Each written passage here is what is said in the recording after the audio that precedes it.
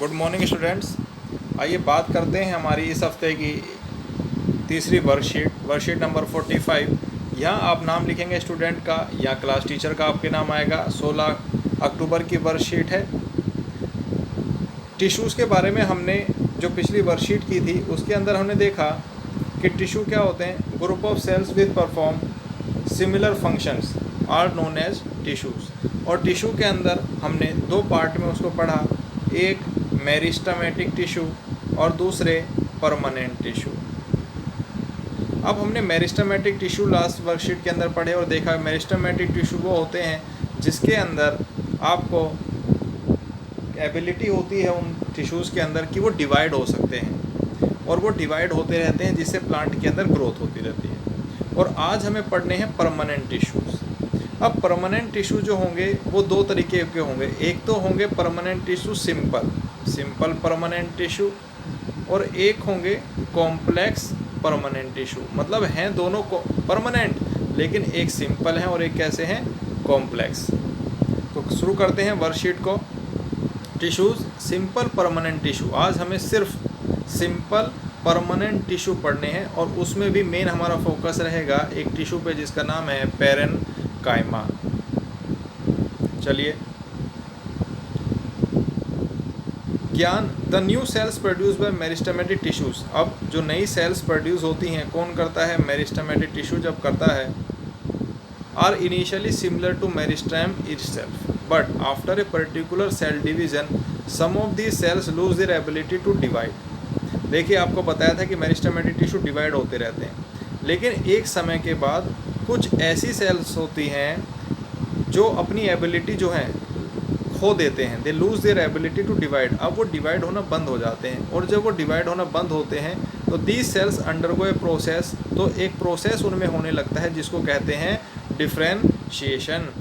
और डिफ्रेंशिएशन के बाद after which they form permanent tissue. और डिफ्रेंशिएशन के बाद वो क्या है, परमानेंट टिश्यू बना लेते हैं। तो मैंने पिछली वर्कशीट में ही आपको ये बताया था कि जो मेरिस्टेमेटिक टिश्यू होते हैं आगे चलकर वही क्या बन जाते हैं, परमानेंट टिश्यू। क्यों? क्योंकि वो अपने अंदर जो डिवीज़न की जो एबिलिटी है उसको खो देते हैं और become the component of permanent tissue, या कह सकते हैं कि वो कंपोनेंट टिश्यू का ही कंपोनेंट बन जाते हैं।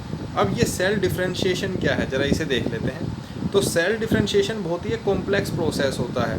Is a complex process in which a simple cell grow. एक सिंपल सेल ग्रो होती है, वो मैच्योर होती है, बड़ी होगी और चेंज होती है। And changes is characteristics slowly, धीरे धीरे वो अपने कैरेक्टरिस्टिक्स को बदलती है। And attain the ability to perform specialise functions, और उसके अंदर स्पेशलाइज फंक्शंस की एबिलिटी आने लगती है। और ये जो पूरा प्रोसेस है इसी को ही सेल डिफ्रेंशिएशन कहते हैं। Through this process permanent tissues are formed as plant. इसी प्रोसेस से परमानेंट टिश्यूज़ जो होते हैं वो क्या बनाते हैं, प्लांट बनाते हैं। तो हमारे पास जो परमानेंट टिश्यू हैं वो दो तरीके के हैं, एक सिंपल परमानेंट टिश्यू और दूसरे हैं complex permanent tissue. Simple and permanent tissue, simple है तो किसका मतलब कि क्यों सिंपल है, क्योंकि वो सिंगल टाइप ऑफ सेल से बना है, एक ही तरीके की सेल से बना है, वो सिंपल कहलाएगा। उसके बाद कॉम्प्लेक्स टिश्यूज़ होंगे। कॉम्प्लेक्सिटी कब आती है, कॉम्प्लेक्सिटी तब आती है जब एक साथ आप चार काम करना चाहते हैं। जब एक साथ आप एक से ज़्यादा चीज़ें करने लगते हैं तो चीज़ें कॉम्प्लेक्स होने लगती हैं। तो कॉम्प्लेक्स परमानेंट टिश्यू क्या हो गया हमारे पास, they are made up of different type of cell. जो एक से ज़्यादा तरीके की सेल से मिलकर बनते हैं वो कॉम्प्लेक्स परमानेंट टिश्यू होते हैं। हमको इसमें वर्कशीट में केवल क्या पढ़ना है, सिंपल परमानेंट टिश्यू के बारे में ही पढ़ना है। बात कर लेते हैं सिंपल परमानेंट टिश्यू में। सिंपल परमानेंट टिश्यू जो है वो तीन तरीके के हैं जो हमें इसमें पढ़ने हैं। पहला है पैरेनकाइमा, दूसरा है कोलेनकाइमा और तीसरा है sclerenchyma. Parenchyma, collenchyma and sclerenchyma, तीन तरीके के सिंपल परमानेंट टिश्यू हमें पढ़ने हैं।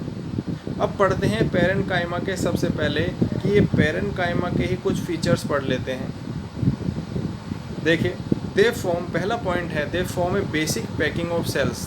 पैरेनकाइमा के अंदर क्या है, एक अच्छी पैकिंग बनी होती है, किसकी, बहुत सारी सेल्स की क्या होती है, एक सिंपल पैकिंग बनी होती है। आल्सो कॉल्ड पैकिंग टिश्यू, इनको पैकिंग टिश्यू भी इसलिए कहा जाता है। दूसरा पॉइंट है parenchyma cells are usually found in the inner layer of leaves. तो ये इंपॉर्टेंट है, क्वेश्चन आपके पास में मिल सकता है कि पेरेन्काइमा सेल्स कहाँ पर पाई जाती हैं। तो आप कहेंगे कि जो इनर लेयर होती है सेल्स की, सॉरी लीव्स की जो इनर लेयर है, लीव्स की जो इनर लेयर होगी इसके अंदर क्या मिलेगी आपको, पेरेन्काइमा टिश्यू देखने को मिलता है। या जो मेन फिलिंग होती है ऑफ स्टेम्स एंड रूट्स की, जो अंदर की जो फीलिंग होती है उसके अंदर भी आपको पेरेन्काइमा देखने को मिल जाएगा। उसके बाद थर्ड पॉइंट है इट्स सेल्स आर लिविंग। इसकी यानी पेरेन्काइमा जो टिश्यू है इसकी सेल्स कैसी होंगी, लिविंग होती है and have thin cell walls. अभी हमने प्लांट पिछली वर्कशीट में बताया था कि प्लांट की सभी सेल्स लिविंग नहीं होती, तो आपको ये पता अब चल जाना चाहिए कि पेरेन्काइमा की तो लिविंग होती हैं और कैसी होती है, थिन होती है।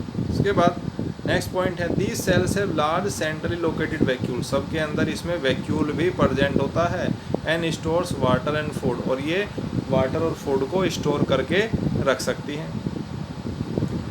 Generally these cells are loosely packed. Generally cells जो होती हैं वो उनकी जो पैकिंग होती है, एक सेल से दूसरी सेल की जो पैकिंग होगी, एक सेल उससे दूसरी सेल, तीसरी सेल, चौथी सेल की जो पैकिंग होती है वो थोड़ी लूज होती है। तो जब लूज होगी तो गैप रहेगा बीच बीच में, तो ये गैप ही उनकी इंपॉर्टेंस को दिखाता है। Generally they are loosely packed and have large intercellular space. Intercellular space यानी एक सेल दूसरी सेल के बीच में गैप आ गया। इंटरसेलुलर स्पेस क्या होता है, काफ़ी ज़्यादा होता है। पेरेन्काइमा काम क्या करता है, ये सपोर्ट प्रोवाइड करता है प्लांट को। तो अब देखिए पेरेन्काइमा हमने बताया कि सिंपल परमानेंट टिश्यू तीन तरीके के होते हैं, पेरेन्काइमा, कोलेनकाइमा और स्क्लेरेन्काइमा। ये तीनों टिश्यू हैं, parenchyma tissue, collenchyma tissue, sclerenchyma tissue. इसके कुछ फीचर्स बता दिए। अब पेरेन्काइमा भी तीन तरीके का होता है। कैसे, तीन इसके तरीके हैं टाइप्स ऑफ पेरेन्काइमा। पहला है क्लोरेन्काइमा। अब ये देखिए डायग्राम दिखा रखे हैं आपको पेरेन्काइमा के। जो पेरेन्काइमा की सेल्स आप देख रहे हैं, ये गैप आ रहा है बीच में, इसके आगे लिखा है इंटरसेलुलर स्पेस। तो ये गैप होते हैं बीच बीच में। इन गैप के अंदर जब क्लोरोफिल फिल होगा, जब इस गैप में, जब इन गैप्स के अंदर क्लोरोफिल मौजूद होगा, तो यही पेरेन्काइमा क्या कहलाता है, क्लोरेन्काइमा कहलाएगा।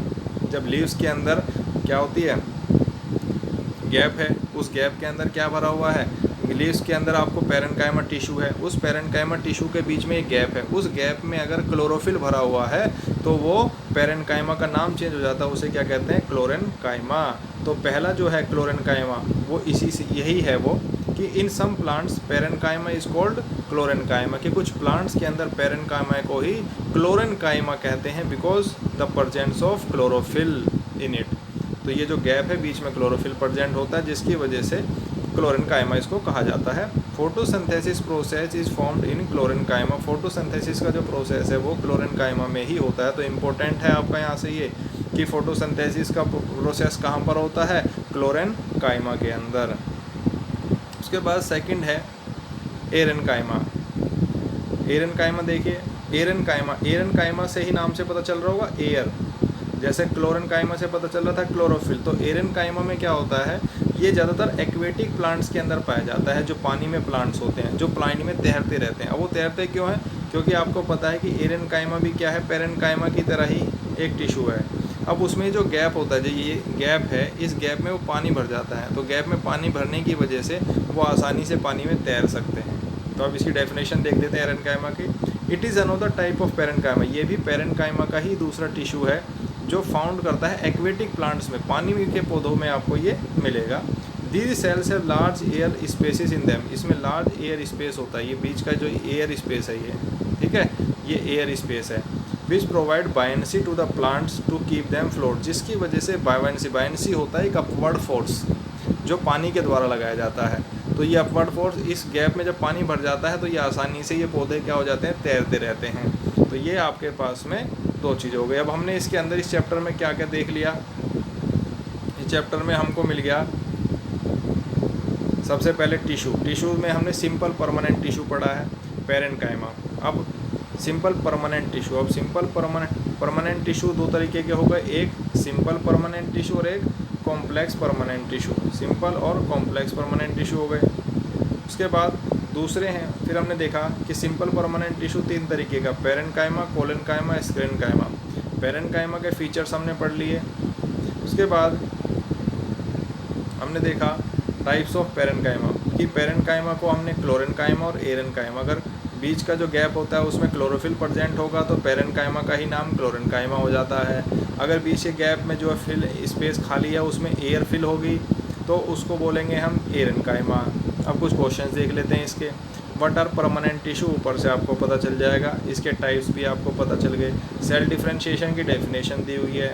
List 2 features of parenchyma tissues, parenchyma tissues के ये फीचर्स हैं, कोई भी आप 2 लिख सकते हैं और उनका मेन फंक्शन भी। वेयर आर पेरेन्काइमा टिश्यू, कहाँ मिलते हैं पेरेन्काइमा टिश्यू, आपको इसका भी आंसर मिल जाएगा। Why are they called packing tissue, क्यों कहा जाता है, ये भी। They form a basic packing of cells, क्योंकि ये बेसिक पैकिंग बनाते हैं सेल्स की इन प्लांट में, इसीलिए इनको पैकिंग टिश्यूज़ भी कहा जाता है। तो ये आपकी इस हफ्ते की आखिरी वर्कशीट है। उम्मीद करता हूँ कि आपको सबको ये समझ में आ गई होगी। Thank you.